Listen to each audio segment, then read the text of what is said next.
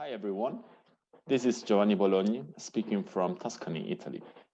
I'm here today to say a few words about our last project on the topics of room acoustics and machine learning.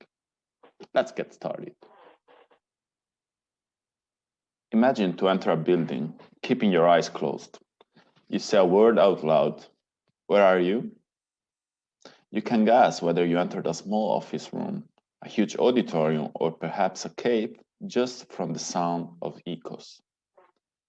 In fact, our brain is able to link spectral and spatial properties of echoes to the shape and type of enclosure. But can a machine do the same?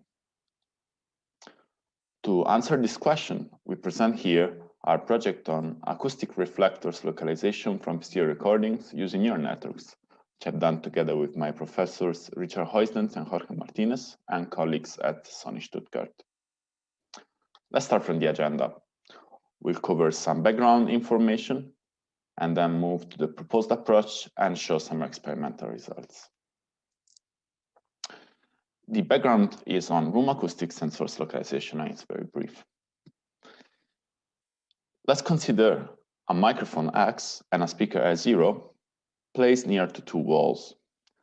S0 will emit sound that can propagate in all directions, but let's assume that it will propagate in straight lines.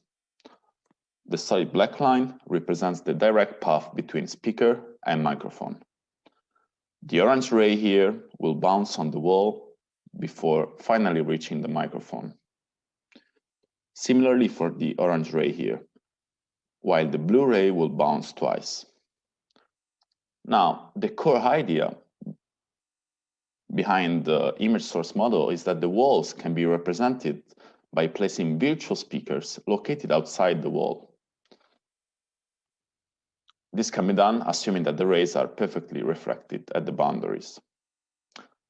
If one localizes the positions of these virtual sources, then they can reconstruct the locations of the walls. Let's now consider the topic of source localization with two microphones more in detail. Let's assume we have two microphones, X1 and X2. You can think of them as if they were your ears. And an acoustic source S, which emits sounds. If we want to locate the source from the sound, we can use two different cues: time delay and amplitude difference.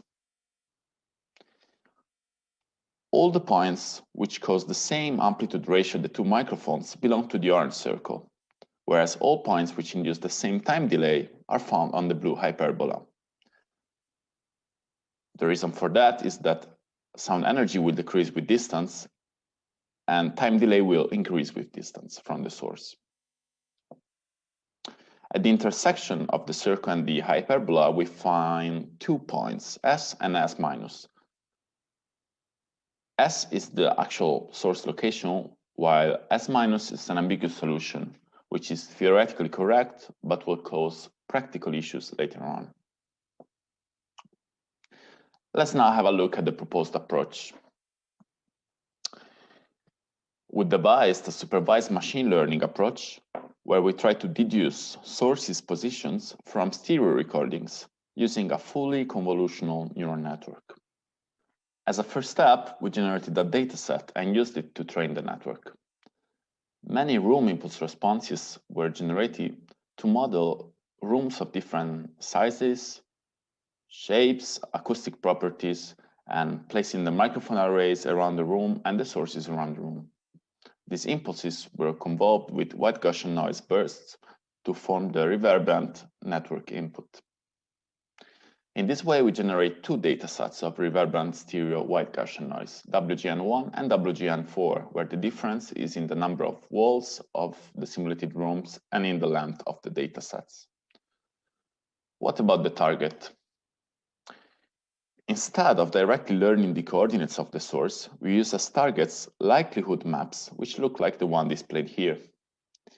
The horizontal axis corresponds to the direction of arrival of the source, while the vertical axis represents the distance between the microphone array and the source. we generate for each source a Gaussian blob centered at its location. By using this target encoding, we can use in a single map, we can place in a single map multiple sources. Let's look at another two examples of a complete four walls room. In the smaller room, displayed here on the left, we see that all the virtual sources are closer to the microphone array compared to the larger room. The closest source is always the real source. So we saw how the audio input looked like, we saw the target, but what about the estimator? Here's a snapshot of our architecture.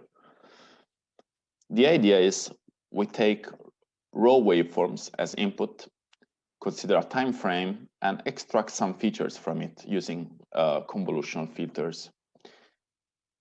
The aim of the feature extraction block is to extract spectral properties and spatial properties of the audio and encode it in latent variables. The procedure is repeated for multiple overlapping frames. Then all the latent variables are aggregated temporally and finally upsampled to the desired output shape. To know more details about the architecture, you can refer to the paper. The architecture this way has many convolutional filters for a total of 250,000 parameters and learns from raw high-dimensional audio waveforms. That's it for the theory. Let's have a look at the experiments now. We showed two experiments, an easier one with a single wall, which will highlight the issue of front-back ambiguity, and a tougher one with four walls, where we will investigate the influence of temporal context. By front-back ambiguity, we mean when a source placed in front or behind the mic is estimated to be behind the mic, and vice versa, as on the example here on the right, where the ground truth is the orange star and the estimated position is the white triangle. On the left, we have an example of correct prediction. This issue arises from the problem shown in slide 9. Front-back ambiguity happens because it's impossible without further information additional to time and amplitude difference to distinguish between two sources located specularly with respect to a stereo microphone array. But let's look at some numbers. In this first experiment, we trained two identical networks on different subsections of a dataset, WGN1. So the first network is trained on a complete dataset, while the second network is trained on a smaller subset, only featuring sources in front of the microphone array. Then both networks are tested on a test set, which only contains sources in front of the microphone array. We see that the localization error of the second network is much smaller in all considered performance measures. This is mainly due to the front-back ambiguity, which goes from 42% to 0. That's because the second network already knows that all sources are going to be in front of the array, so never tries to guess a source behind it. Let's now move on to a more difficult experiment where we have not one wall, but four walls. So the ground truth map looks like that. And this is an example of estimated map. In particular, for this experiment, we want to look at the influence of time context, that is, how important it is for the network to have a long time context. By that, we mean considering more temporal frames at the input, which can then be aggregated to form the desired output. Well, time context is important. We see it here from this picture where the horizontal axis is the number of time frames made available to the network. And the vertical axis represents the rate of detected sources. In this experiment, we trained 4 different architectures for different numbers of time frames and tested it on different data type white Gaussian noise, simulated speech, and real speech. We see that the overall trend is increasing, that is, higher number of time frames leads to improved localization. To wrap up the experiments, we saw that with having only 2 microphones, front-back ambiguity is a serious issue, but constraining DOA in range -90 + 90 simplifies localization. From the second experiment, we saw how localization is more accurate when longer time context is available. To conclude, we showed that wall localization from generic audio recordings using only 2 microphones and without performing clock synchronization is feasible. At DNN, trained on simulated datasets of reverberant white noise bursts, can generalize to speech recordings, suggesting that domain adaptation is also possible. However, further research is needed to improve localization when many overlapping sources are present. Thank you for listening until the end. If you have any questions, let us meet at the poster session or feel free to drop a mail at the address shown here. Bye.